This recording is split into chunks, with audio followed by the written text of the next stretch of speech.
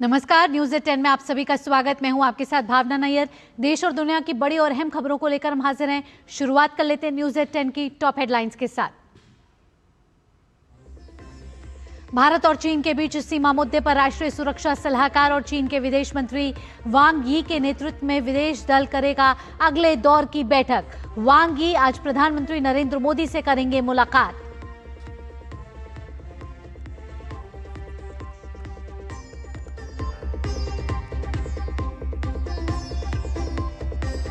लोकसभा में आज भारतीय प्रबंधन संस्थान संशोधन विधेयक 2025 पर चर्चा और पारित कराने के लिए सूचीबद्ध। वहीं राज्यसभा में खान और खनिज विकास और विनियमन संशोधन विधेयक 2025 चर्चा के लिए होगा पेश।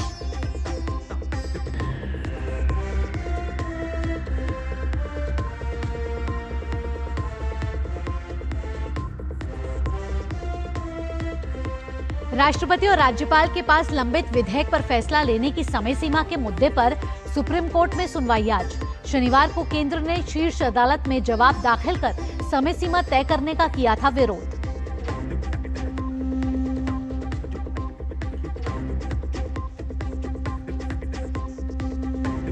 मुंबई समेत महाराष्ट्र के कई जिलों में भारी बारिश के कारण जनजीवन अस्त व्यस्त। मुंबई और उपनगरों में रेड अलर्ट के बीच स्कूल कॉलेज बंद और परीक्षाएं भी हुई स्थगित।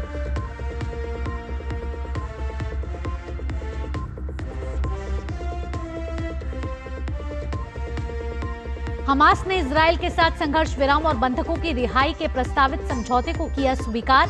मिस्र के सूत्रों ने दी जानकारी। प्रस्ताव के बिंदुओं पर अब तक इजरायल का कोई जवाब नहीं।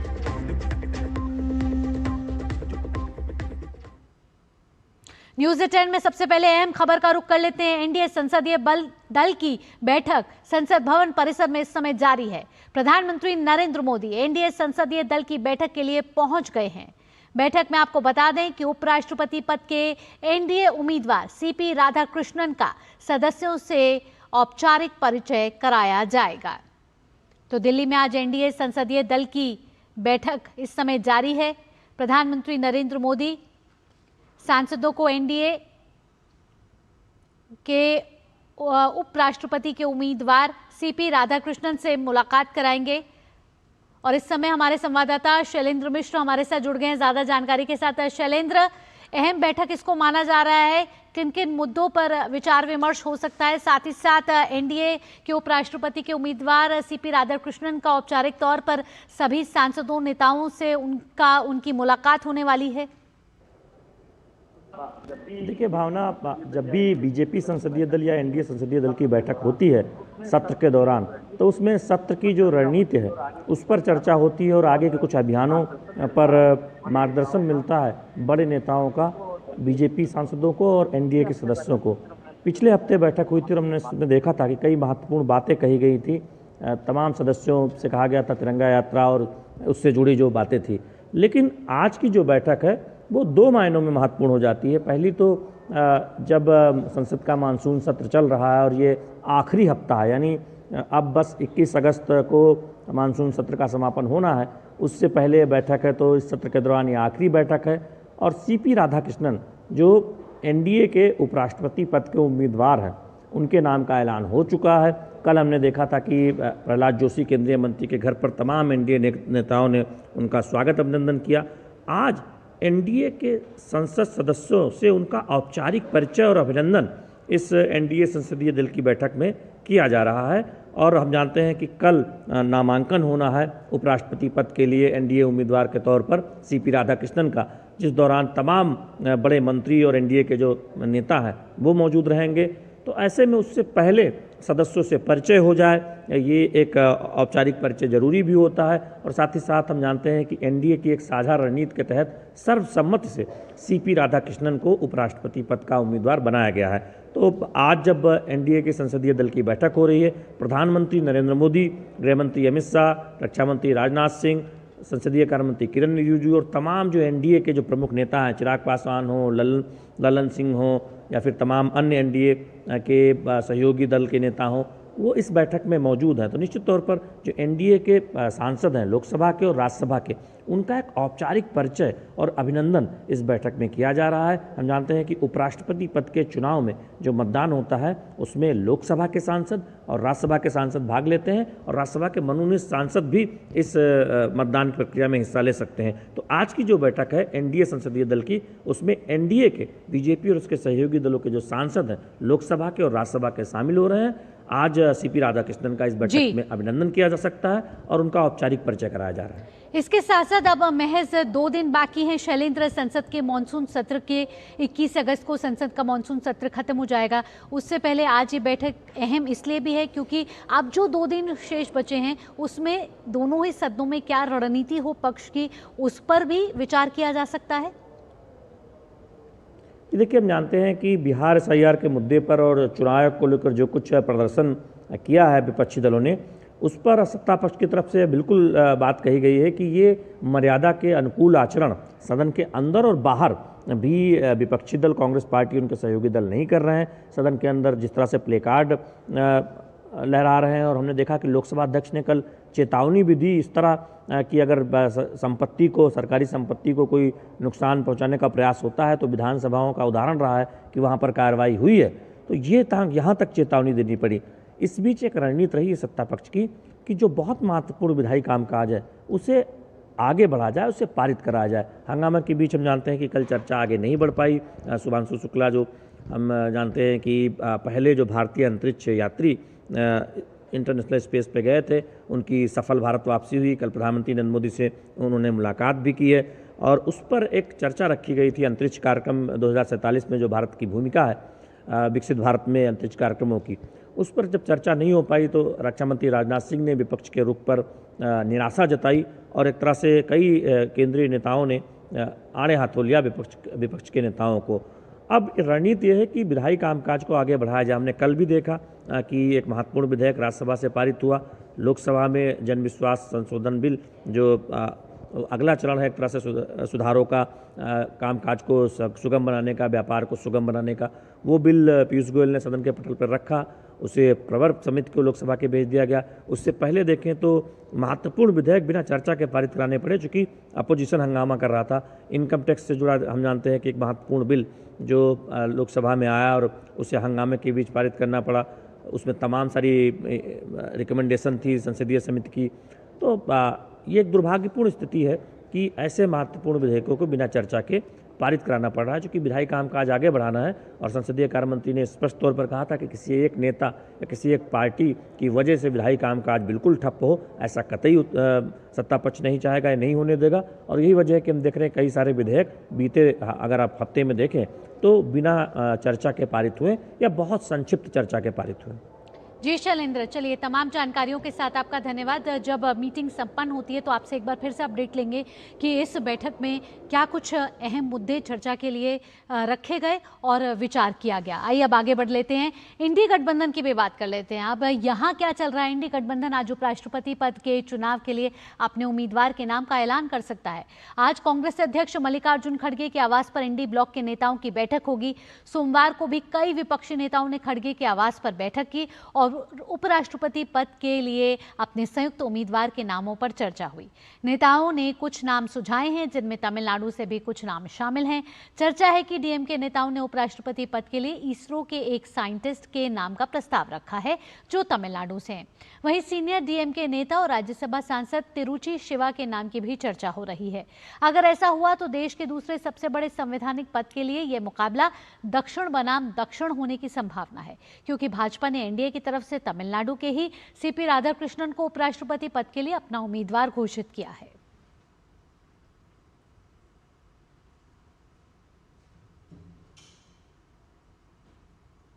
आइए आगे बढ़ते हुए अब बात कर लेते हैं संसद में विधायी कामकाज की। लोकसभा की बात करें तो लोकसभा में आज अंतर्राष्ट्रीय अंतरिक्ष स्टेशन पर भारत के पहले अंतरिक्ष यात्री और 2047 तक विकसित भारत के लिए अंतरिक्ष कार्यक्रम की महत्वपूर्ण भूमिका पर कल से शुरू हुई चर्चा को आगे बढ़ाया जाएगा। कल इस विषय पर विज्ञान और प्रौद्योगिकी मंत्री डॉक्टर जितेंद्र सिंह ने चर्चा की शुरुआत की थी। इसके साथ ही लोकसभा में आज एक विधेयक विचार और पारित किए जाने के लिए सूचीबद्ध है। केंद्रीय मंत्री धर्मेंद्र प्रधान भारतीय प्रबंधन संस्थान संशोधन विधेयक 2025 को सदन में चर्चा के लिए पेश करेंगे। यह विधेयक भारतीय प्रबंधन संस्थान अधिनियम 2017 में संशोधन करेगा। इस विधेयक के माध्यम से सभी भारतीय प्रबंधन संस्थानों को राष्ट्रीय महत्व के संस्थान घोषित किया जाएगा। बात अब उच्च सदन की करते हैं। राज्यसभा में आज एक विधेयक विचार और पारित किए जाने के लिए सूचीबद्ध है। केंद्रीय मंत्री जी किशन रेड्डी खान और खनिज विकास और विनियमन संशोधन विधेयक 2025 को सदन में चर्चा के लिए पेश करेंगे। विधेयक का उद्देश्य खान और खनिज विकास एवं विनियमन अधिनियम 1957 में संशोधन करना है। अधिनियम के तहत किसी विशिष्ट खनिज के लिए खनन पट्टा प्रदान किया जाता है। विधेयक में प्रावधान है कि पट्टा धारक मौजूदा पट्टे में अन्य खनिजों को शामिल करने के लिए राज्य सरकार को आवेदन कर सकते हैं। इसके साथ ही दोनों सदनों में अहम विधायी कार्यों के साथ साथ प्रश्नकाल के दौरान विभिन्न मंत्रालयों से अहम प्रश्न पूछे जाएंगे।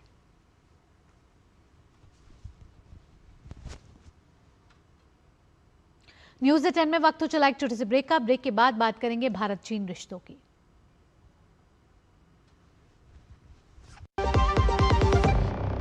मैं हूं MDH बेसन, सुनहरे चने से बना, लेटेस्ट टेक्नोलॉजी से पिसा। अब आया हूं आपके घर, पोषण से भरा, स्वाद में खरा। बीकानेरी चने की दाल से बना सर्वश्रेष्ठ बेसन, MDH बेसन। बिजली का बिल, किराना, स्कूल फीस सब हो गया। बन गया बजट? हाँ, 5000 बच गए। तो नई साड़ी ले ले ना, पिछले महीने तो ली थी। एक और नहीं, पहले बजट बनाओ, फिर छोटी छोटी बचत को बैंक में सेव करो और पैसों को बढ़ते देखो। बढ़िया। जाओ भाई। RBI कहता है वित्तीय समझदारी समृद्ध नारी। मेरी पसंद, मेरी पसंद, मेरी पसंद, मेरी पसंद, हमारी पसंद, हम सबकी पसंद। मजबूत देश का मजबूत सरिया हो गया स्टील। फिर ये डुगडुगी गई कहाँ? पापा के साथ साथ सारे सपने भी चले गए, पर अपने बच्चों के सपनों के साथ ऐसा कुछ नहीं होने दें। वो कैसे? पहले से लाइफ इंश्योरेंस का टर्म प्लान ले रखा। बड़े भैया, सपनों को रखो सुरक्षित टर्म प्लान के साथ, सबसे पहले लाइफ इंश्योरेंस। ब्रेक के बाद आपका स्वागत है। भारत के दौरे पर आए चीन के विदेश मंत्री वांग यी आज राष्ट्रीय सुरक्षा सलाहकार अजीत डोभाल के साथ मुलाकात करेंगे। दोनों पक्ष सीमा मुद्दे के स्थायी हल के लिए गठित विशेष दल की वार्ता का नेतृत्व करेंगे। विदेश मंत्रालय के अनुसार आज सुबह 11 बजे वांग यी और अजीत डोभाल की मुलाकात सीमा वार्ता के विशेष प्रतिनिधि के तौर पर होगी। इसके बाद चीन के विदेश मंत्री वांग यी प्रधानमंत्री नरेंद्र मोदी से मुलाकात करेंगे। इससे पहले विदेश मंत्री डॉक्टर एस जयशंकर ने अपने चीनी समकक्ष वांग यी के साथ द्विपक्षीय वार्ता की। दोनों देशों के बीच द्विपक्षीय संबंधों को और मजबूत करने के लिए विस्तृत चर्चा हुई। भारत और चीन के रिश्तों को आगे बढ़ाने के लिए बैठक में जोर दिया गया। बैठक में 3 मूलभूत सिद्धांत पारस्परिक सम्मान, पारस्परिक संवेदनशीलता और पारस्परिक हित पर फोकस किया गया। दोनों देशों ने हाल ही के वर्षों में संबंधों में आए उतार चढ़ाव को ध्यान में रखते हुए स्पष्ट, ईमानदार और रचनात्मक दृष्टिकोण अपनाने पर जोर दिया। बैठक के दौरान कई अहम मुद्दों पर सकारात्मक बातचीत हुई, जिनमें आर्थिक और व्यापारिक संबंध, तीर्थ यात्राएं और सांस्कृतिक आदान प्रदान, लोगों से लोगों का संपर्क बढ़ाना, नदियों के आंकड़ों को साझा करना, सीमा व्यापार और कनेक्टिविटी, द्विपक्षीय आदान प्रदान एवं सहयोग जैसे मुद्दे शामिल थे।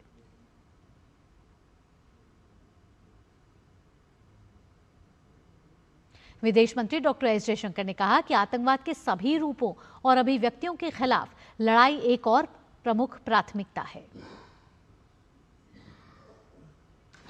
I welcome you and your delegation to India at the start of your visit for the 24th round of talks between the special representatives of India and China. This is also the first visit by a Chinese minister since our leaders met in Kazan in October 2024. This occasion provides us an opportunity to meet and review our bilateral ties. It is also an appropriate time to exchange views on the global situation and some issues of mutual interest. और आइए अब बात कर लेते हैं monsoon की मार की। और ये मार पड़ रही है इस समय महाराष्ट्र पर। मुंबई समेत महाराष्ट्र के अधिकांश हिस्सों में आज भी तेज बारिश का सिलसिला जारी है।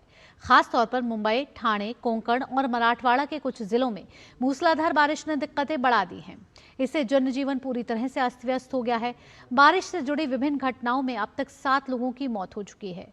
राज्य के कई इलाकों में नदियों का जलस्तर खतरे के निशान को पार कर गया है। वहीं कई बांधों से भी पानी छोड़ा जा रहा है। इसके चलते नदी किनारे बसे गांवों को अलर्ट किया गया है। भारी बारिश से खेती को भी बड़ा नुकसान पहुंचा है। मुंबई और उसके उपनगरीय क्षेत्रों में लगातार मूसलाधार बारिश हो रही है। किंग सर्कल, अंधेरी, सबवे जैसे निचले इलाकों में पानी भरना शुरू हो गया है। मुंबई में आज भी भारी बारिश को लेकर रेड अलर्ट जारी किया गया है। इसके मद्देनजर स्कूल और कॉलेजों में छुट्टी घोषित कर दी गई है। मुंबई विश्वविद्यालयों की आज होने वाली परीक्षाएं भी स्थगित कर दी गई हैं, जो अब 23 अगस्त को आयोजित की जाएंगी। बात ठाणे, नवी मुंबई, पालघर, रायगढ़ और रत्नागिरी जिलों की करें तो यहां भी बारिश का दौर जारी है। इन क्षेत्रों में भी स्कूल और कॉलेज बंद रखने के आदेश दे दिए गए हैं। रायगढ़ जिले में अंबा नदी ने खतरे के निशान को पार कर चुकी है, जबकि कुंडलिका नदी चेतावनी स्तर को पार कर चुकी है। रत्नागिरी जिले में लगातार बारिश के चलते जनजीवन पूरी तरह से प्रभावित हो चुका है। खेड तालुका की जगबुड़ी नदी खतरे के निशान से ऊपर बह रही है और राजापुर की कोदवली नदी भी चेतावनी स्तर के पार जा चुकी है।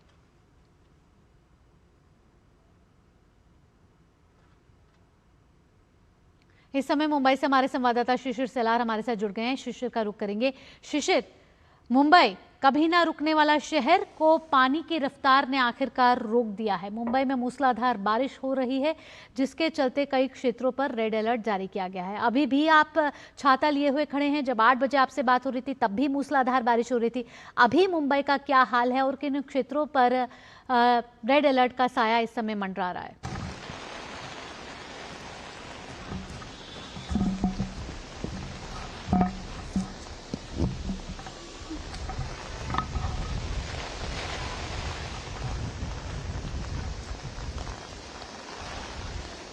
शिशिर, क्या आपको मेरी आवाज पहुंच रही है?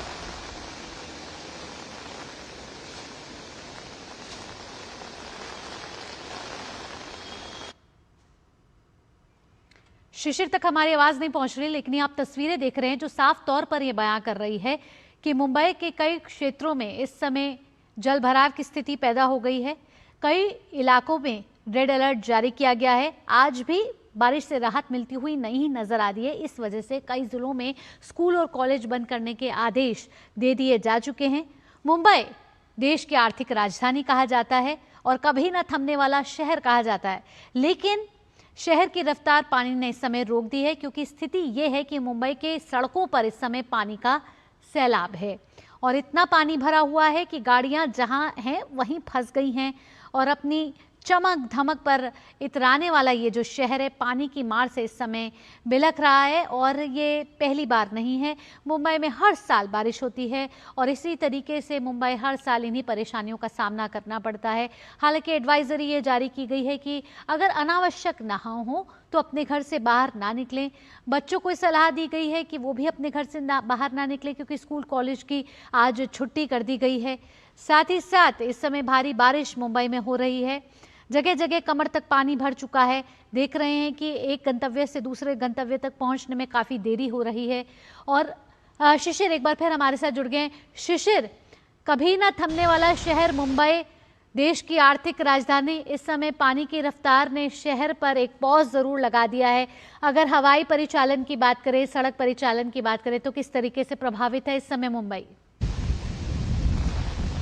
बिल्कुल, देखिए दूसरा दिन है ये मुंबई का। हालांकि मुंबई की रफ्तार जो थम चुकी है बारिश के कारण, आज भी जो है मुंबई को रेड अलर्ट घोषित किया है और इसीलिए मुंबई के कई इलाकों पे अगर देखा जाए कल देर रात से और सुबह से भी मूसलाधार बारिश हो रही है। कल भी अमूमन हमने यही हालत मुंबई में देखी थी और कल भी जो है सुबह के वक्त काफी तेज बारिश हुई थी। हालांकि कल दोपहर के बाद जो है बारिश का जोर थोड़ा कम हो गया था, लेकिन अब फिर से एक बार मुंबई और मुंबई समेत बाकी जो अन्य इलाके हैं मुंबई से सटे हुए, फिर चाहे वो थाने, पालघर की हम बात करें, वहां पर भी जो है मूसलाधार बारिश हो रही है और रेड अलर्ट घोषित किया है। सभी स्कूलों को जो है छुट्टी घोषित की और जो ये जानकारी हमें इस वक्त आ रही है जो प्राइवेट ऑफिसर्स है उनको भी जो है छुट्टी की घोषणा कर दी गई है। क्योंकि लाइफलाइन कही जा रही है मुंबई इस वक्त अगर देखा जाए मुंबई लोकल ट्रेन जो है वो दौड़ रही है लेकिन उसकी रफ्तार भी अगर देखा जाए तो काफी कम हो चुकी है और इसीलिए अपने गंतव्य में पहुंचने के लिए काफी वक्त लग रहा है। अगर बात करें ट्रैफिक मुंबई की तो जाहिर सी बात है जो निचले इलाके हैं मुंबई के खासतौर पर हम दादर की बात करें अंधेरी की बात करें या फिर विलन सबवे हो या फिर अंधेरी सबवे हो यहाँ पर जो है बारिश के कारण जलभराव की स्थिति उत्पन्न होगी और इसीलिए यहाँ पर जो ट्रैफिक है वो डाइवर्ट कर दिया गया है। साथ ही साथ जो दक्षिण मुंबई में आने वाला जो रूट है चाहे वो ईस्टर्न एक्सप्रेस वे हो या फिर वेस्टर्न एक्सप्रेस हो वहां पर भी जो है लंबी कतारें हम देख पाते हैं क्योंकि कई जगह पर जलभराव होने के कारण जो है ट्रैफिक डाइवर्जेंस के कारण यह स्थिति उत्पन्न हुई है। हालांकि सिर्फ मुंबई नहीं बल्कि मुंबई के अलावा अगर हम बात करें बाकी अन्य जिलों की जिसमें खासतौर पर कोंकण जो तटीय इलाके हैं रायगढ़ और रत्नागिरी में भी जो है रेड अलर्ट घोषित किया गया है। साथ ही साथ हम बाकी मराठवाड़ा और विदर्भ की बात करें तो यहां पर भी नदियां उफान पर है चूंकि 2 दिनों से लगातार बारिश महाराष्ट्र के अलग अलग हिस्सों में हो रही है और इसीलिए बांध का पानी जो है वो लबालब भर चुका है और इसलिए कुछ दरवाजे जो बड़े बांध है महाराष्ट्र के उनके दरवाजे खोल दिए गए और इसीलिए जो वहां के प्रशासन है उन्होंने जो वहां पे आसपास के गांव में भी अलर्ट घोषित किया हुआ है। जी इसके साथ शिशिर कई उड़ानें भी प्रभावित हुई हैं। इंडिगो ने भी एक एडवाइजरी जारी की है। बिल्कुल देखिए मुंबई की अगर बात करें तो मुंबई में बारिश के साथ साथ अभी तेज हवाएं भी चल रही है और जिसके कारण हम देख पा रहे हैं कि कहीं ना कहीं इसका असर जो है बारिश का बादलों का जो उड़ान यहां से मुंबई से उठलती है उस फ्लाइट्स पर भी हो चुका है और इसलिए कुछ फ्लाइट्स जो है वो देरी से चल रही है। चूंकि हम मुंबई में अगर देखा जाए तो एयरपोर्ट पर पहुंचना काफी दिक्कत भरा होता है ऐसे समय में चूंकि पानी से रास्ता निकलना काफी मुश्किल भरा होता है और ऐसे में एडवाइजरी जो एयरलाइंस है उन्होंने भी जारी की है कि जो भी पैसेंजर्स ट्रैवल करना चाहते हैं वो 1-2 घंटे पहले ही एयरपोर्ट पर पहुंचे चूंकि बारिश का मौसम है इसीलिए हमने ये भी देखा है कि कुछ फ्लाइट्स जो है मुंबई में आने वाली मुंबई से उड़ान भरने वाली फ्लाइट्स भी जो है इस वक्त देरी से चल रही है। इसके साथ अगर आने वाले दिनों की बात करें शिशिर क्योंकि 2 दिन से मूसलाधार बारिश हो रही है और 177 मिलीमीटर को पार कर चुकी है मुंबई की बारिश इस समय, तो आने वाले दिनों के लिए क्या मौसम विभाग ने पूर्वानुमान लगाया है? देखिए अगर आईएमडी की बात करें तो 2 दिनों के लिए मुंबई और मुंबई समेत जो बाकी सटे हुए इलाके हैं वहां पर रेड अलर्ट घोषित किया गया था। इसके तहत अगर देखा हमने कि कल भी जो मूसलाधार बारिश हुई थी और आज भी मूसलाधार बारिश हो रही है लेकिन चूंकि हम देख पा रहे हैं कि आने वाले 2 दिनों में महाराष्ट्र में और खास तौर पर जो पश्चिमी महाराष्ट्र का इलाका है यहां पर बारिश हो सकती है। इसके मद्देनजर जो है इस बारे में पूर्वानुमान आईएमडी द्वारा भी दिए गए हैं। हालांकि आज के लिए रेड अलर्ट घोषित किया गया है, कल मुंबई समेत बाकी अन्य जगह पर ऑरेंज अलर्ट जो है वो यहां पर दर्शाया गया है। साथ साथ शिशिर ये भी देखने को मिला है कि इस मौसमी तबाही में 7 लोगों की हताहत होने की खबर बताई जा रही है और कई लोग इसमें अभी फंसे हुए भी नज़र आ रहे हैं। तो कौन से वो इलाके हैं मुंबई महाराष्ट्र के जहां इस समय मौसमी तबाही ने हाहाकार मचाया हुआ है? बिल्कुल देखिए मुंबई की बात करें तो मुंबई के तकरीबन अगर देखा जाए कल से लेकर आज तक जो कि मूसलाधार बारिश हुई है तकरीबन 7 लोगों का जो है मौत हुई है। हमने देखा कि कहीं ना कहीं लैंडस्लाइड भी हुआ है, कहीं जो है पेड़ भी यहां पर मुंबई में गिरे हुए, तो ऐसे मद्देनजर रखते हुए प्रशासन जो है उन जगहों को चिन्हित कर चुका है। खासतौर पर जो मुंबई के पहाड़ी वाले इलाके हैं जहां पर हम बात करें गोरेगांव, विक्रोली, घाटकोपर जैसे इलाके जहां पर हम देख पाते हैं कि भूस्खलन के कारण चूंकि अगर ज्यादा बारिश होती है तो भूस्खलन के कारण जो है वहां पे घरों को क्षति पहुंचती है, तो वहां पर भी जो है स्टेट डिजास्टर की टीम तैनात की गई है। साथ ही साथ महाराष्ट्र के अन्य जो इलाके हैं खासतौर पर नांदेड़ का जिक्र करना चाहूंगा क्योंकि नांदेड़ में देखा कि परसों रात को जिस प्रकार से जो है बादल फटने के कारण जो बारिश हुई थी जिसके कारण काफी तबाही जो है नांदेड़ और नांदेड़ के आसपास के परिसर को हुई। हालांकि उस पूरे इलाके में अगर देखा जाए कुछ लोगों की मौत भी यहां पर हुई है, कुछ मवेशी भी जो है उनने अपनी जान गंवाई है। तो ऐसे में वहां पर जो है एनडीआरएफ की टीम और साथ ही साथ जो जानकारी इस वक्त हमें मिल पा रही है उसके अनुसार मिलिट्री की टीम जो है वहां पर तैनात की गई है। हालांकि स्टेट डिजास्टर की टीम वहां पर पिछले कुछ दिनों से मौजूद है और उसके साथ साथ जो पश्चिमी महाराष्ट्र का इलाका है, फिर चाहे हम बात करें सातारा की, वहां पर शिशिर यहाँ हम आपको रुकना चाहेंगे लेकिन हमें इस समय हमारे संवाददाता शिशिर बता रहे थे कि महाराष्ट्र में इस समय किस तरीके से बारिश से हाहाकार मचा हुआ है। स्कूल कॉलेज बंद करने की घोषणा इस समय कर दी गई है। 177 मिलीमीटर से ज़्यादा 2 दिन से ज़्यादा ये बारिश हो चुकी है और अब ये तस्वीरें आप देख रहे हैं एनडीए बैठक की।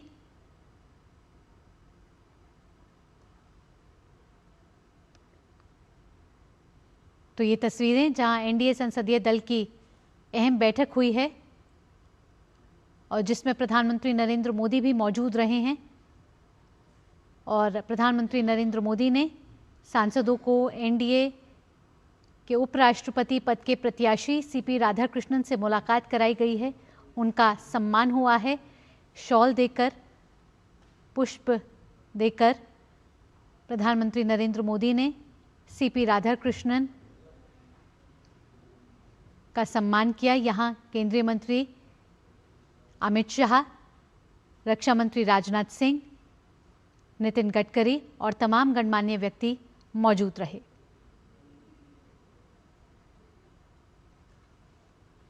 आपको बता दें कि 20 अगस्त को राधाकृष्णन उपराष्ट्रपति पद के लिए अपना नामांकन भरने वाले हैं।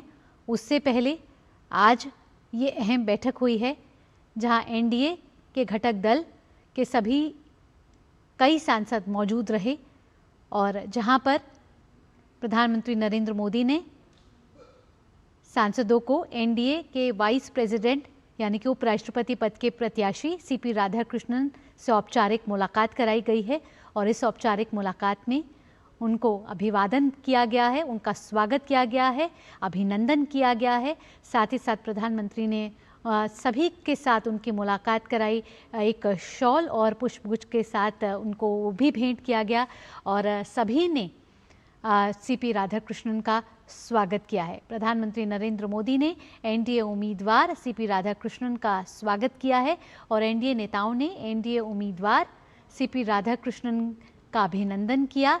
और ये तस्वीरें आप देख रहे थे अहम बैठक की। 9 से 11 बजे तक ये बैठक होनी थी और इस बैठक को बेहद ही अहम माना जा रहा था क्योंकि कल सीपी राधाकृष्णन अपना उपराष्ट्रपति पद की उम्मीदवारी का पर्चा भरने वाले हैं और आज ये उम्मीद जताई जा रही है कि विपक्ष की ओर से भी उपराष्ट्रपति पद के प्रत्याशी का नाम की घोषणा हो सकती है। उससे पहले आज ये बैठक में सभी एनडीए के घटक दल यहाँ मौजूद रहे जहाँ पे सीपी राधाकृष्णन का स्वागत किया गया, अभिनंदन किया गया। और साथ ही साथ आपको बता दें इस समय हमारे साथ हमारे संवाददाता शैलेंद्र हमारे साथ मौजूद हैं। शैलेंद्र, ये तस्वीरें हम देख रहे हैं जहां एनडीए घटक दल की एक एकता दिखाई दे रही है और प्रधानमंत्री नरेंद्र मोदी जो हैं वो सीपी राधाकृष्णन जी को सबसे उनकी मुलाकात करा रहे हैं और उनका अभिनंदन कर रहे हैं।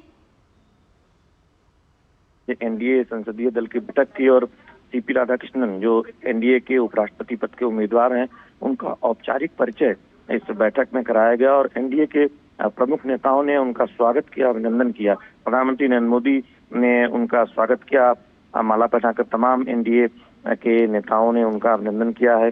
ये आप तस्वीरें देख रहे होंगे। ये बैठक इस लिहाज से बहुत महत्वपूर्ण है। हम जानते हैं कि कल एनडीए के उपराष्ट्रपति पद के उम्मीदवार सीपी राधाकृष्णन का नामांकन होना है और उससे ठीक पहले आज एनडीए की बैठक प्रधानमंत्री नरेंद्र मोदी, रक्षा मंत्री राजनाथ सिंह, गृह मंत्री अमित शाह और एनडीए के जो तमाम प्रमुख नेता हैं राजीव रंजन सिंह, चिराग पासवान और टीडीपी के नेता और तमाम एनडीए के जो प्रमुख घटक दल के नेता हैं उस बैठक में मौजूद थे। सीपी राधाकृष्णन का एनडीए के सदस्यों से औपचारिक परिचय कराया गया और उनका अभिनंदन किया गया। तो निश्चित तौर पर बीजेपी और एनडीए के लिहाज से बहुत महत्वपूर्ण बैठक रणनीति इसमें तय होती है संसद के सत्र के दौरान। साथ ही साथ अब जब उपराष्ट्रपति पद के लिए नामांकन होना है उससे ठीक एक दिन पहले बैठक जिसमें औपचारिक तौर पर स्वागत किया गया सीपी राधाकृष्णन का जो एनडीए उम्मीदवार है। हम जानते हैं कि कल एनडीए के नेताओं के साथ उनकी बैठक भी हुई थी प्रहलाद जोशी केंद्रीय मंत्री के आवास पर। एनडीए के सर्वसम्मत से उम्मीदवार हैं सीपी राधाकृष्णन और हम जानते हैं कि एनडीए और बीजेपी के नेताओं ने अपील की थी विपक्ष के नेताओं से कि सभी उनकी उम्मीदवारी का समर्थन करें। फिलहाल जो एनडीए की संसदीय दल की बैठक है वो खत्म हो चुकी है। आप तस्वीरों में देख रहे हैं प्रधानमंत्री नरेंद्र मोदी और तमाम नेताओं ने सीपी राधाकृष्णन का स्वागत किया, अभिनंदन किया। जी शैलेंद्र, अगर सीपी राधाकृष्णन की राजनीतिक सफर की बात की जाए तो कैसी रही है उनकी अभी तक की राजनीतिक यात्रा? देखिए, हम जानते हैं कि 4 दशकों से अधिक समय का राजनीतिक अनुभव रहा है। महाराष्ट्र के राज्यपाल के तौर पर उससे पहले भी देखें तो राज्यपाल के तौर पर उनका अनुभव रहा है। सामाजिक रूप से देखें तो बहुत कामकाज का उनका एक लंबा अनुभव रहा है। कई संस्थाओं से जुड़े रहे हैं, संसदीय समिति के सदस्य रहे हैं। इसके साथ ही साथ आप देखें तो विदेश दौरों में भारत की तरफ से अगुवाई कर चुके हैं। तमिलनाडु से आते हैं और कई राज्यों में देखें तो संगठन में बहुत महत्वपूर्ण भूमिका निभाई है। बीजेपी के कार्यकर्ता के तौर पर, बीजेपी के एक वरिष्ठ नेता के तौर पर भी उनका एक लंबा राजनीतिक अनुभव रहा है और राज्यपाल के तौर पर तो हम जानते हैं कि उनके पास एक लंबा अनुभव रहा है। तो निश्चित तौर पर एक ऐसे दक्षिण भारत से आने वाले एक ऐसे नेता के तौर पर उन्हें जाना जाता रहा है जो तमाम मुद्दों पर, तमाम सामाजिक मुद्दों, गहन विषयों पर एक गहरी पकड़ रखते हैं। और यही वजह है कि बहुत सोच समझकर एनडीए ने, प्रधानमंत्री नरेंद्र मोदी ने, जब संसदीय बोर्ड की बैठक हुई थी जिसमें मंजूरी दी गई थी, उसमें सीपी राधाकृष्णन के नाम का ऐलान किया गया सर्वसम्मत से और ये अपील की गई विपक्ष के नेताओं से भी कि सभी उनकी उम्मीदवारी का समर्थन करें। तमिलनाडु से वो आते हैं। जी, आप 9 सितंबर को उपराष्ट्रपति पद का चुनाव होना है, उससे पहले एनडीए ने अपने प्रत्याशी का नाम घोषित कर दिया है। साथ ही साथ औपचारिक सबसे मुलाकात भी हो गई है। आप प्रधानमंत्री नरेंद्र मोदी भी इस बैठक में शामिल हुए हैं। अब आगे की प्रक्रिया किस तरीके की रहेगी शैलेंद्र? देखिए, इस वक्त बैठक खत्म हुई और संसदीय कार्य मंत्री किरण रिजिजू शैलेंद्र, यहाँ आपको रोकना चाहेंगे। केंद्रीय मंत्री किरण रिजिजू इस समय आदरणीय सीपी राधाकृष्णन जी का परिचय हुआ। एनडीए पार्टी के जितने भी फ्लोर लीडर्स हैं, एनडीए के मेंबर्स ऑफ पार्लियामेंट हैं, सब ने गर्मजोशी के साथ आदरणीय सीपी राधाकृष्णन जी का स्वागत किया, अभिनंदन किया और आदरणीय प्रधानमंत्री जी को धन्यवाद दिया।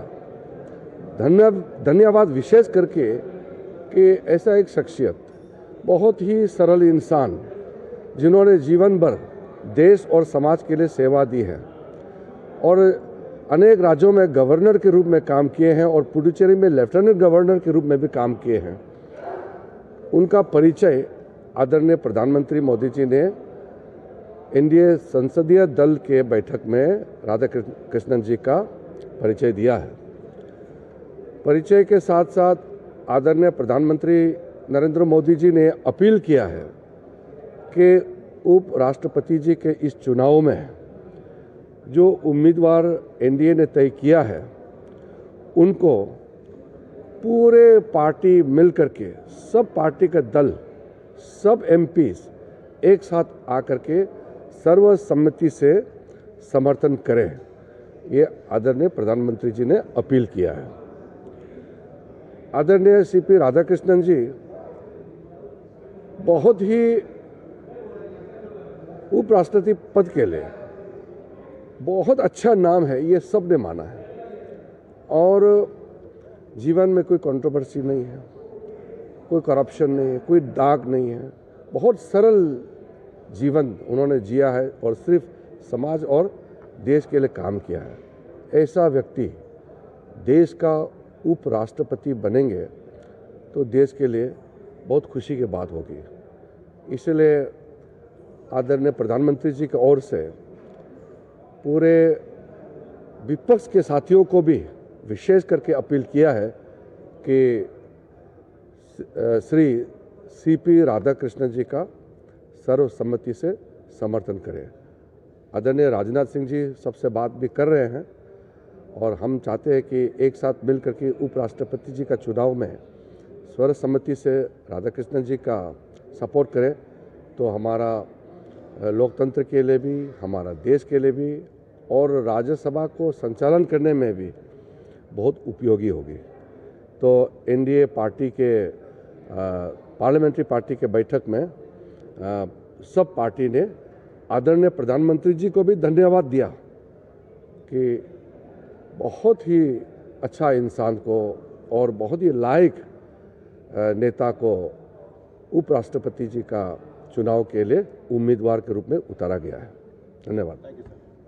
प्रधानमंत्री थे केंद्रीय संसदीय कार्य मंत्री किरण रिजिजू को आपको बता दें कि दिल्ली के पार्लियामेंट्री लाइब्रेरी बिल्डिंग के जीएमसी बालायोगी ऑडिटोरियम में एनडीए संसदीय दल की बैठक इस समय संपन्न हो गई है और इस बैठक में एनडीए के उपराष्ट्रपति पद के प्रत्याशी सीपी राधाकृष्णन का अभिनंदन किया गया है। प्रधानमंत्री नरेंद्र मोदी इस बैठक में मौजूद रहे, जहां प्रधानमंत्री नरेंद्र मोदी ने सीपी राधाकृष्णन का औपचारिक स्वागत किया, सभी से उनकी मुलाकात कराई।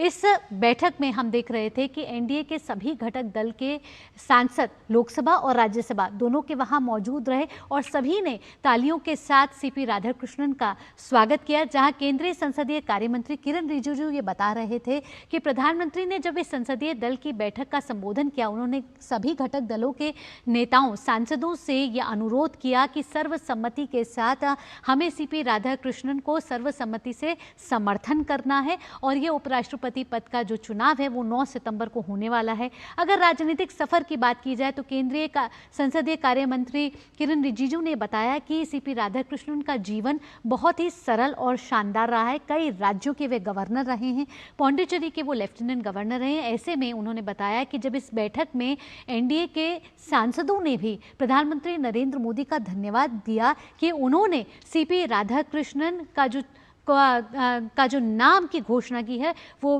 बिल्कुल सही है और वो इस पद के लिए बिल्कुल सही साबित होंगे। साथ ही साथ उन्होंने कहा कि एक तो देश के उपराष्ट्रपति पद का ये चुनाव है, साथ ही साथ राज्यसभा के सभापति भी होते हैं उपराष्ट्रपति, तो ऐसे में राज्यसभा का संचालन करने में भी बेहद ही आगे मदद मिलेगी। तो सीपी राधाकृष्णन के चुनाव के लिए, उनके चयन के लिए प्रधानमंत्री नरेंद्र मोदी का भी धन्यवाद यहाँ दिया गया। ये तस्वीरें आप देख रहे हैं कि अब से कुछ देर पहले दिल्ली के पार्लियामेंट लाइब्रेरी बिल्डिंग के जीएमसी और बालयोगी ऑडिटोरियम में एनडीए संसदीय दल की बैठक हुई, जो इस समय संपन्न हो चुकी है। प्रधानमंत्री नरेंद्र मोदी इस बैठक में शामिल होने के लिए पहुंचे। यहाँ हमें कई केंद्रीय मंत्री भी यहाँ मौजूद रहे, जहाँ केंद्रीय गृह मंत्री अमित शाह, केंद्रीय रक्षा मंत्री राजनाथ सिंह एवं नितिन गडकरी, बीजेपी के राष्ट्रीय अध्यक्ष जेपी नड्डा, तमाम सभी गणमान्य व्यक्ति यहाँ पर इस समय दिखे। एनडीए के सभी लोकसभा और राज्यसभा के सांसद भी इस बैठक में मौजूद रहे।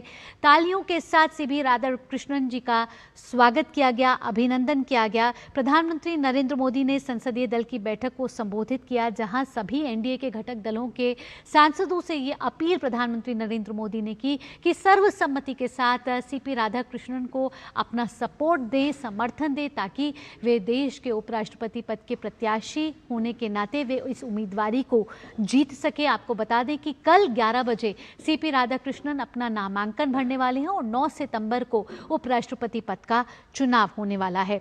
बैठक में एनडीए के उपराष्ट्रपति पद के उम्मीदवार सीपी राधाकृष्णन को सम्मानित किया गया, शॉल भेंट की गई, साथ ही साथ पुष्पगुच्छ के साथ उनका सम्मान दिया गया। सभी ने तालियां बजाकर प्रधानमंत्री नरेंद्र मोदी के साथ साथ सीपी राधाकृष्णन का अभिनंदन किया।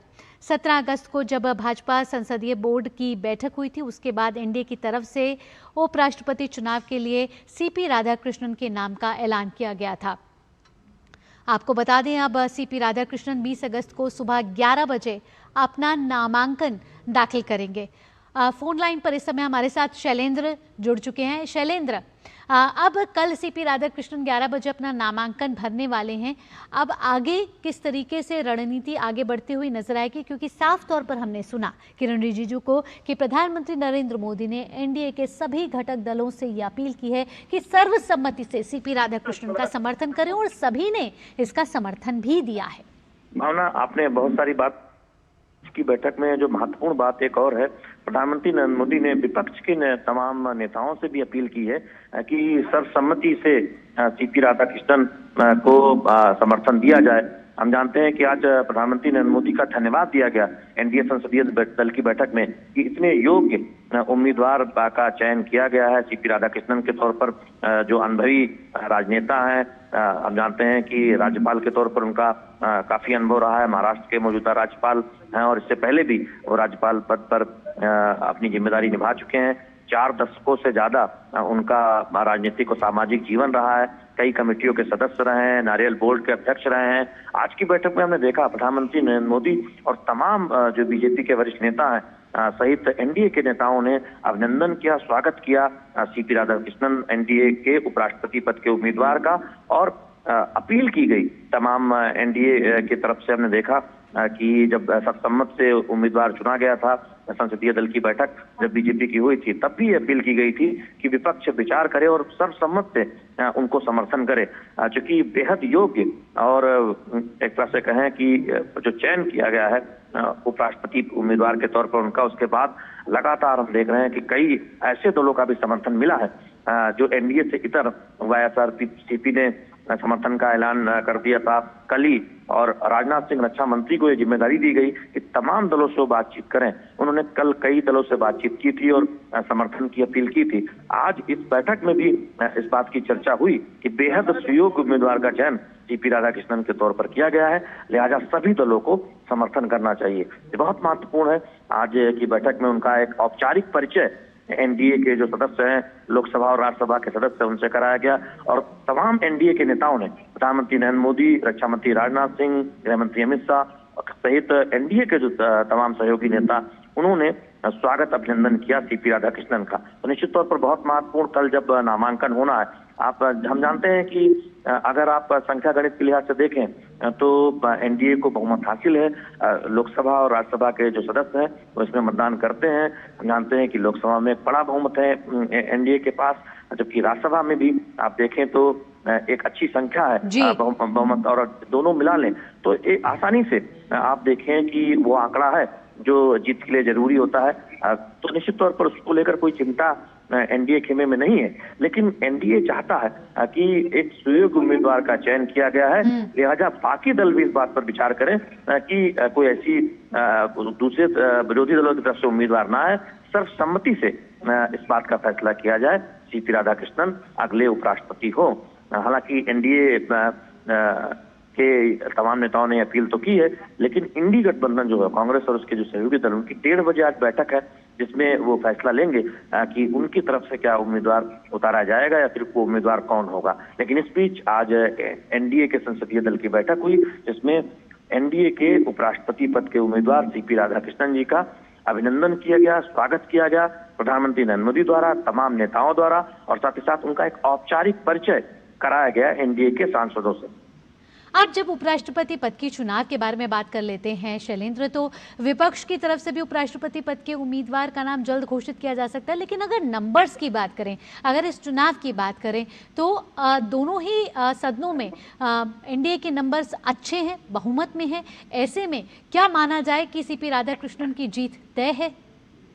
देखिए, इस चुनाव में, उपराष्ट्रपति पद के चुनाव में, लोकसभा और राज्यसभा के जो सांसद हैं और राज्यसभा के मनोनीत सांसद भी मतदान का हक रखते हैं। तो उस लिहाज से आप देखें कि लोकसभा में एनडीए के पास अच्छा बहुमत है और राज्यसभा में भी बीजेपी अपने दम पर 100 से ऊपर जा चुकी है, और एनडीए के सहयोगों को मिला ले तो वो बहुमत का आंकड़ा और बाकी कुछ एनडीए से इतर कुछ दलों के समर्थन के साथ बहुमत के आंकड़े से आगे चली जाती है। तो दोनों सदनों में हम देख रहे हैं कि एक तरह से देखें तो एनडीए कुछ सहयोगियों के साथ मिलकर एक अच्छे बहुमत में है, लेकिन जब दोनों सदनों के मतों को मिला ले तब ये बहुमत और बड़ा हो जाता है। यानी और आसानी से आप कह सकते हैं कि एक जो जरूरी संख्या है वो एनडीए के पास है, क्योंकि लोकसभा के और राज्यसभा के सदस्यों को मिलाकर अगर बहुमत का आंकड़ा देखें तो वो आंकड़ा और बेहतर हो जाता है। तो लिहाजा इस बात को लेकर कोई चिंता नहीं है, कोई शक और शुबहा नहीं है कि अगले उपराष्ट्रपति होने जा रहे हैं सीपी राधाकृष्णन, क्योंकि उनको एनडीए का समर्थन हासिल है, एनडीए के उम्मीदवार है और एनडीए से इतर भी कुछ अन्य दलों का समर्थन हासिल होता नजर आ रहा है। लेकिन एनडीए चाहता है कि उनको सर्वसम्मत के तौर पर सभी प्रमुख दलों का समर्थन मिले, और इसीलिए रक्षा मंत्री राजनाथ सिंह तमाम दलों के नेताओं से बातचीत कर रहे हैं। खासतौर पर उन्होंने देखा है कि जो दल इंडी गठबंधन में शामिल नहीं है उनकी तरफ से संकेत भी आया है, वाईएसआरसीपी जैसे दल है जिन्होंने समर्थन का ऐलान भी कर दिया। अगर उपराष्ट्रपति पद के उम्मीदवार सीपी राधाकृष्णन के राजनीतिक सफर पर नजर डाली जाए शैलेंद्र, तो 4 दशकों से ज्यादा का जो समय है उनका, वो राजनीतिक, सामाजिक और संवैधानिक जीवन में उनका जो रोल रहा है वो सक्रिय रहा है, और कहीं ना कहीं ये उनकी योग्यता का प्रमाण भी है। देखिए भावना, देश का जो उपराष्ट्रपति होते हैं उनको एक महत्वपूर्ण जिम्मेदारी होती है कि वो राज्यसभा के सभापति के तौर पर काम करें, और ऐसे में सदन संचालन में उनका जो अनुभव है वो बहुत काम आता है। और इसलिए हम देखते हैं कि कई बार राज्यपालों के नाम की बड़ी चर्चा होती है जब इस तरह के चुनाव के लिए उम्मीदवारों के चयन की बात आती है। और हमने देखा कि सीपी राधाकृष्णन का जब चुनाव किया गया, वो महाराष्ट्र के मौजूदा राज्यपाल हैं और इससे पहले भी वो राज्यपाल पर अपनी भूमिका का सफल निर्वहन कर चुके हैं। तो निश्चित तौर पर एक राजनीतिक पृष्ठभूमि तो उनकी है ही, साथ ही साथ तमाम वो संसदीय दल या फिर कई वरिष्ठ प्रतिनिधिमंडल के सदस्य रहे हैं, कई विदेश यात्राओं पर गए हैं, नारियल बोर्ड के अध्यक्ष रहे हैं, और इसके साथ ही साथ आप देखें कि कई सामाजिक मुद्दों पर उनका बहुत गहन चिंतन रहा है, उन्होंने गहरी छाप छोड़ी है। तमिलनाडु से आते हैं, निश्चित तौर पर जो दक्षिण भारत की एक राजनीति है उसमें ये एक तरह से देखें तो इसे एक बहुत बड़े कदम के तौर पर देखा जा रहा है भारतीय जनता पार्टी और एनडीए की तरफ से कि जब अगला होने वाला उपराष्ट्रपति तमिलनाडु से होने जा रहा है, और हमने देखा है कि एनडीए ने सीपी राधाकृष्णन की उम्मीदवारी को सामने रखा है। तो अगर आप अनुभव के लिहाज से देखें, योग्यता के लिहाज से देखें, सदन संचालन की क्षमता के लिहाज से देखें, तो बेहद सुयोग्य उम्मीदवार का चयन एनडीए की तरफ से किया गया है। और जैसा कि किरण रिजिजू जी ने बताया कि बेहद बेदाग जीवन रहा है और बहुत सरल जीवन अभी तक रहा है राजनीतिक कार्यकर्ता के तौर पर पदों पर काम करते हुए सीपी राधाकृष्णन का। जी शैलेंद्र, एक तो उपराष्ट्रपति पद का ये जो चुनाव है, ये उपराष्ट्रपति हमारे देश के राज्यसभा के सभापति भी होते हैं, और हमने सुना किरण रिजिजू को जो जिस तरीके से कह रहे थे कि क्योंकि राज्यसभा के सभापति होने का भी ये एक संचालन जो है वो भी बेहद महत्वपूर्ण रहेगा इस भूमिका में। भावना, मैं इसी बात की चर्चा कर रहा था कि जो देश के उपराष्ट्रपति होते हैं उनकी एक बहुत महत्वपूर्ण जिम्मेदारी होती है कि वो राज्यसभा के सभापति के तौर पर काम करें। और हम जानते हैं कि सत्ता और विपक्ष की बातों को सुनना और कई बार सदन के अंदर एक अभिभावक की भूमिका में अपना निर्णय सुनाना और सत्ता और विपक्ष के सदस्यों को उचित अवसर देना और साथ ही साथ महत्वपूर्ण मुद्दों के बीच सदन के संचालन की जिम्मेदारी, ये इसीलिए अक्सर जब इस बात पर चर्चा हो रही थी कि उपराष्ट्रपति पद का उम्मीदवार एनडीए की तरफ से कौन हो सकता है, तो तमाम राज्यपालों के नाम चर्चा में थे। हालांकि जिनके नाम चर्चा में थे उनका ऐलान नहीं हुआ, अंततः सीपी राधाकृष्णन के नाम का ऐलान हुआ। लेकिन जो भी नाम चर्चा में थे वो अनुभवी नाम थे, वो राज्यपाल के पद पर काम कर चुके थे या फिर राजनीतिक जीवन का एक लंबा अनुभव रहा, कई पदों पर काम कर रहे मंत्रियों के नाम चले।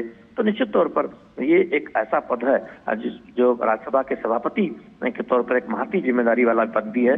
निश्चित तौर पर इस बात का ध्यान रखा जाता है और यही वजह है कि बेहद सुयोग्य उम्मीदवार के तौर पर सीपी राधाकृष्णन का नाम सामने लाया गया है, जो तमिलनाडु से आते हैं, महाराष्ट्र के राज्यपाल हैं, इससे पहले भी राज्यपाल की जिम्मेदारी निभा चुके हैं और तमाम पदों पर 2 बार के सांसद रहे हैं। तो एक तरह से संसद के कामकाज का भी एक अच्छा अनुभव है सांसद के तौर पर। तो निश्चित तौर पर ये सब जहन में रहा होगा जब प्रधानमंत्री नरेंद्र मोदी ने उनके नाम का चयन किया। और हमने देखा कि आज एनडीए संसदीय दल की बैठक में इसके लिए प्रधानमंत्री नरेंद्र मोदी को धन्यवाद भी दिया गया। बहुत बहुत धन्यवाद शैलेंद्र इन तमाम जानकारियों के साथ। तो आपको हम बता दें कि इस समय एनडीए के संसदीय दल की बैठक जो पार्लियामेंट लाइब्रेरी बिल्डिंग में चल रही थी वो संपन्न हो गई है, जिसमें प्रधानमंत्री नरेंद्र मोदी के साथ साथ कई केंद्रीय मंत्री और दोनों सदनों के सांसद और बड़े नेता जो हैं वो शामिल हुए हैं। यहाँ उपराष्ट्रपति पद के प्रत्याशी जो एनडीए की तरफ से जिस नाम की घोषणा की गई है वो है सीपी राधाकृष्णन। उनका औपचारिक स्वागत किया गया है। प्रधानमंत्री नरेंद्र मोदी ने उनका औपचारिक स्वागत किया, सभी से उनकी मुलाकात हो चुकी है और प्रधानमंत्री नरेंद्र मोदी ने एनडीए के सभी घटक दलों से ये अपील की है कि सर्वसम्मति से सीपी राधाकृष्णन का समर्थन करें। साथ ही साथ प्रधानमंत्री नरेंद्र मोदी ने विपक्ष से भी अपील की है कि आप भी सीपी राधाकृष्णन का समर्थन करें। रुक रहे हैं एक छोटे से ब्रेक के लिए, जल्द हाजिर होते हैं।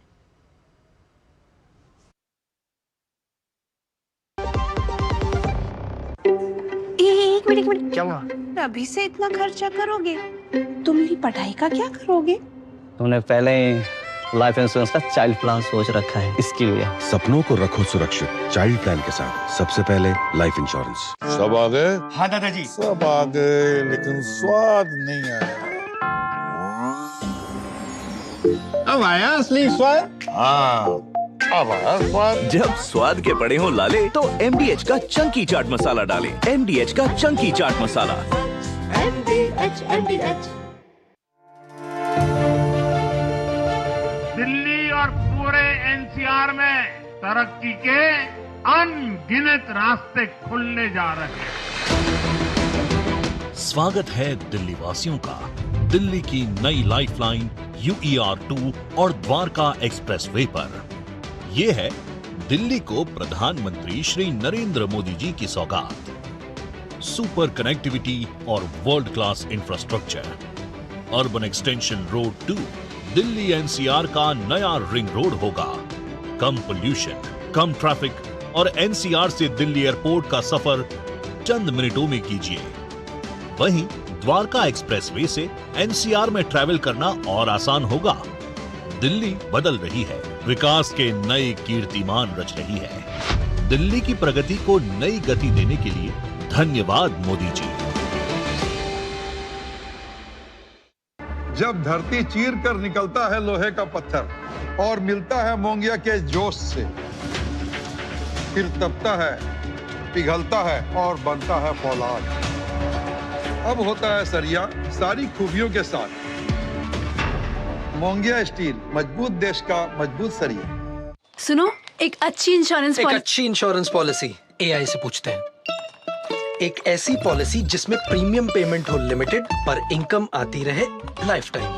LIC का जीवन उत्सव। एक ऐसी पॉलिसी जो दे होल लाइफ इंश्योरेंस कवर भी। LIC का जीवन उत्सव। वाह, चलो तो LIC की जीवन उत्सव पॉलिसी ही लेते हैं। मैं भी तुमसे यही कह रही थी, LIC का जीवन उत्सव। लाइफ टाइम सेलिब्रेशन मनाइए LIC के जीवन उत्सव के साथ। फ्यूचर सेट है। ब्रेक के बाद आपका स्वागत है। अब आगे बढ़ते हैं। राजद प्रमुख लालू प्रसाद यादव के बड़े बेटे तेज प्रताप यादव जनशक्ति जनता दल से बिहार विधानसभा चुनाव लड़ने जा रहे हैं। उन्होंने इस पार्टी को सोमवार को अपने नाम पर रजिस्टर भी करवा लिया है। इससे पहले तेज प्रताप यादव ने 26 जुलाई को महुआ सीट से निर्दलीय चुनाव लड़ने का ऐलान किया था। तेज प्रताप यादव का कहना है कि टीम तेज प्रताप का एक प्लेटफॉर्म है, जो भी युवा चुनाव लड़ना चाहेंगे उनको मदद दी जाएगी। अब अपनी अलग पार्टी से ताल ठोकने को तैयार तेज प्रताप यादव ने राहुल गांधी और तेजस्वी यादव की वोटर अधिकार यात्रा पर तीखा हमला बोल डाला है। तेज प्रताप यादव ने विधायक विजय कुमार सिंह उर्फ W सिंह के गाड़ी चालक और एक पत्रकार बंधु को जयचंद द्वारा मारपीट और गाली गलौज किया जाने का एक वीडियो साझा करते हुए यात्रा पर सवाल उठा लिया है और इस घटना की कड़ी निंदा करते हुए कहा कि ये यात्रा लोकतंत्र बचाने के लिए निकाली गई है या फिर तार तार करने के लिए। इसी के साथ तेज प्रताप ने अपने छोटे भाई तेजस्वी यादव को इन जयचंदों से सावधान रहने की भी नसीहत दे डाली है।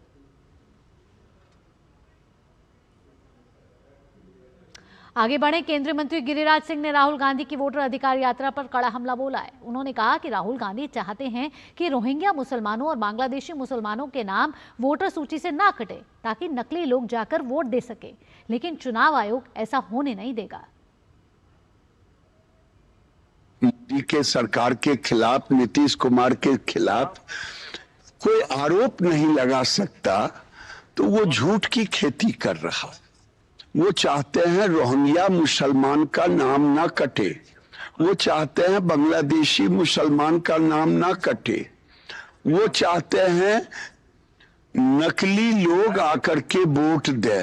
ये इस राज्य में चुनाव आयोग होने नहीं देगा और चुनाव आयोग को गाली दे रहे हैं, हल्फनामा नहीं दायर कर रहे हैं, ये जेल जाएंगे। आगे बढ़े। अंतर्राष्ट्रीय खबरों का रुख कर लेते हैं। गजा पर संपूर्ण कब्जे की तैयारी कर रहे इजराइल के दबाव का असर अब दिखने लगा है। फिलिस्तीन में आंदोलन का झंडा बुलंद करने वाले हमास ने इजराइल को 60 दिन के संघर्ष विराम का प्रस्ताव दिया है। साथ ही उसने आधे बंधकों को भी रिहा करने की बात कही है। बदले में इजराइल को भी जेलों में बंद कुछ फिलिस्तीनी छोड़ने होंगे। इजरायली मीडिया ने हमास का प्रस्ताव मिलने की पुष्टि की है, लेकिन इजराइल की तरफ से अभी आधिकारिक प्रतिक्रिया नहीं दी गई है। साथ ही आपको बता दें कि प्रधानमंत्री कार्यालय की तरफ से जारी वीडियो में बेंजामिन नेतन्याहू ने कहा कि आपकी तरह मुझे भी मीडिया से जानकारी मिली है और इससे आप सहज अंदाजा लगा सकते हैं कि हमास भयानक दबाव में है। खेल की खबरों का रुख करेंगे। क्रिकेट एशिया कप के लिए टीम इंडिया का ऐलान आज होगा। एशिया कप 9 सितंबर से यूएई में खेला जाएगा। भारतीय चयनकर्ताओं के लिए एशिया कप का दल चुनना किसी कठिन इम्तिहान से कम नहीं है। दावेदारों की लंबी फेहरिस्त के बीच जगह सीमित है, जिससे चयन काफी मुश्किल हो गया है। सबसे बड़ा सवाल यही है कि किन खिलाड़ियों को अंतिम 15 में मौका मिलेगा और किन्हें बाहर रहना पड़ेगा। चयनकर्ताओं के सामने 4 से 5 ऐसे नाम हैं जिन पर फैसला लेना आसान नहीं होगा। नीतू डेविड के नेतृत्व वाली चयन समिति ऑस्ट्रेलिया के खिलाफ आगामी वनडे सीरीज और 30 सितंबर से शुरू हो रहे महिला क्रिकेट विश्व कप के लिए भारतीय टीम का चयन करेगी। भारतीय टीम का हालिया प्रदर्शन शानदार रहा है। टीम ने श्रीलंका में त्रिकोणीय सीरीज जीती और फिर इंग्लैंड में सीरीज अपने नाम की। चयन समिति के लिए आउट ऑफ फॉर्म में चल रही अनुभवी शेफाली वर्मा के चयन पर फैसला लेना मुश्किल होगा। इसी के साथ इस बुलेटिन में इतना ही। दीजिए अनुमति। नमस्कार।